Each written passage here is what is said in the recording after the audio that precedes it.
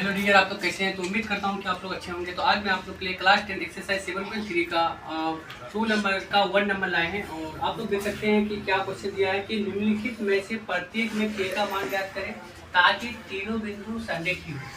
यानी हम लोग को क्या करना है, प्रत्येक स्थिति में k का मान ज्ञात करना है और ताकि तीनों बिंदु क्या हो, संरेखी हो। संरेखी हम लोग समझेंगे क्या कि संरेखी आखिर होता है क्या। जब हम लोग एक त्रिभुज बनाते हैं, जैसे ये त्रिभुज है, तो ये त्रिभुज है तो यार में क्या इसके लिए कुछ एरिया हुआ, ये एरिया हुआ। फिर इसी त्रिभुज को जब हम लोग फिर बनाते हैं, ऐसे करके बनाएंगे तो फिर यहाँ कुछ छोटा एरिया बचेगा। फिर इसके लिए हम लोग 3 बिंदु लेके फिर ऐसे करके बनाएंगे तो छोटा एरिया होगा। फिर कभी ना कभी क्या हो जाएगा, ये तीनों बिंदु एक ही रेखा में होगा। तीनों बिंदु क्या होगा, एक ही रेखा में। जब तीनों बिंदु एक ही रेखा में हो तब उसी को हम लोग बोलेंगे संरेखी। अब देखो, कभी छोटा हुआ इसका क्षेत्रफल, पहले इतना बड़ा क्षेत्रफल हुआ, फिर इसका छोटा हुआ, फिर छोटा लेंगे तो फिर छोटा हुआ, फिर लेंगे तो छोटा। छोटा होते होते कभी तीनों बिंदु क्या हो जाएगा, एक ही रेखा में आ जाएगा। तो इसी को बोलेंगे संरेखी। तो ये आता है। और संरेखी का मान हमेशा क्या होता है, 0। संरेखी त्रिभुज का मान हमेशा क्या होगा, 0। यह आता है परीक्षा में, कभी कभी बहुत बार पूछता भी है। क्या पूछता है कि संरेखी त्रिभुज का मान क्या होता है, 0 होता है। तो 0 होगा ना, क्या क्योंकि तो ऐसा कोई भी क्षेत्रफल नहीं हुआ, ये तीनों बिंदु एक ही रेखा में हुआ, तो इसका संरेखी त्रिभुज का क्षेत्रफल क्या होगा, 0 होगा। संरेखी त्रिभुज का क्षेत्रफल क्या होता है, 0 होता है। तो हम लोग को बोला है कि निम्नलिखित में से प्रत्येक स्थिति में k का मान ज्ञात करें ताकि तीनों बिंदु क्या हो, संरेखी हो। तो हम लोग यहाँ देखो, हाल में हम लोग सोल्यूशन में क्या लिखेंगे, माना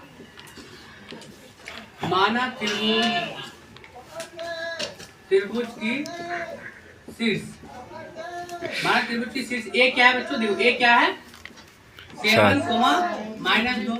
बी क्या है बच्चों 5, -5, 1 है।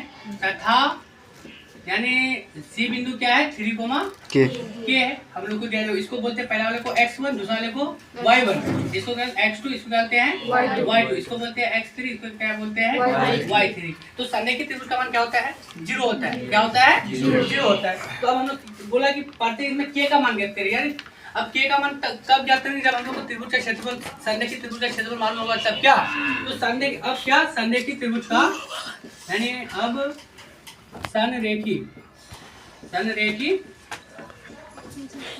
त्रिभुज का क्षेत्रफल बराबर क्या होता है, इसका मान 0। संरेखी त्रिभुज का क्षेत्रफल क्या होता है बच्चों, 0। और तुम लोग जानते हो त्रिभुज का क्षेत्रफल का फॉर्मूला क्या होता है, 1/2 under root x bracket y minus y plus में क्या होता है x bracket y minus y plus में x ब्रैकेट y माइनस